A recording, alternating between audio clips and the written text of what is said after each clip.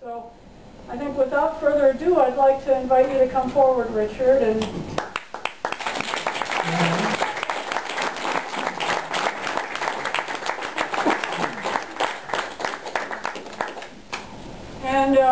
would you like to say a few words? A few words. Yeah, no choice now. Just a few.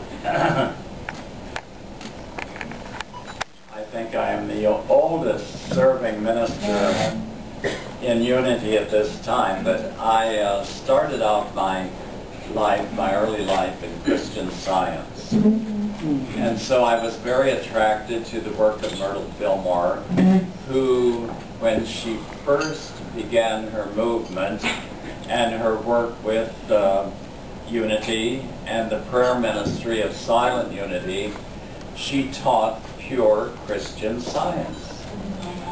She was a student of Emma Curtis Hopkins, who was with Mary Baker Eddy in forming the Christian Science movement.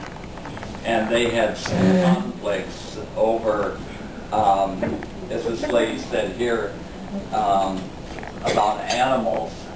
And so Emma Curtis Hopkins moved to Chicago and started the school there, the metaphysical school.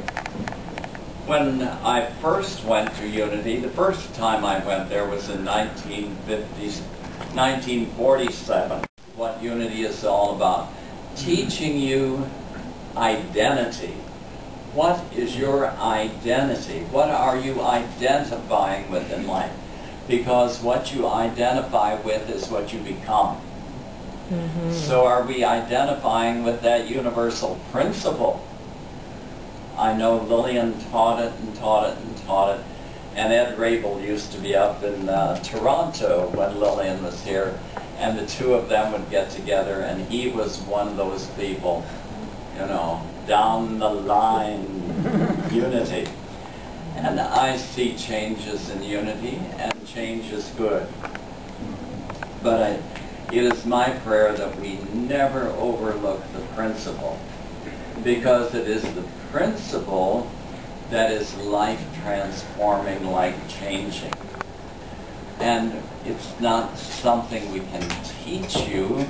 We can teach a subject. Mr. Fillmore said, remember, when you go out there as teachers, you teach subjects, you do not teach people. Because if you think you're teaching people, you're going to be disappointed. I mean, one woman came to our church for 20 years, and finally on a Sunday morning she came up to me and grabbed me and hugged me, and she said, "Ah, Richard, today I heard you." And she was different from that time on. We don't know when someone is going to have a gestalt or an epiphany, because no man knoweth the day or the hour when his Lord cometh. When that awakening comes to you, each one, where you individually make that decision, this is the path I choose to follow. This path. And I tell people many times, you know, Jacob and his brother had a lot of difficulty. But Jacob had a dream and he wrestled. Have you ever wrestled? Lots of times, huh? And when he woke up, he had a gestalt. He had an epiphany. And he said, the ground upon which I stand is holy ground. And though I knew it not, I know it now.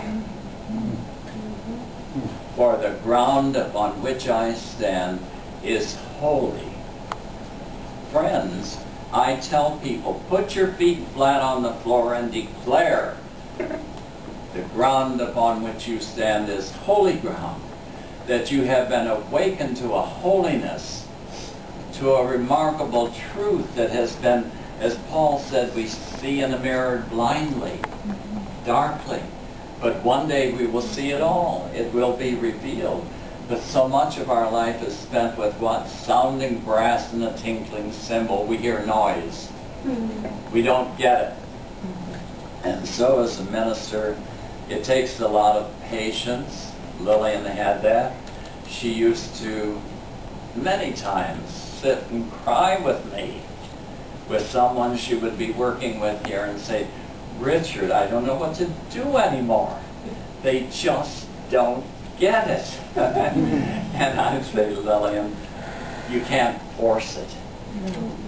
I love the words, not by power or by might, but by my Spirit, saith the Lord.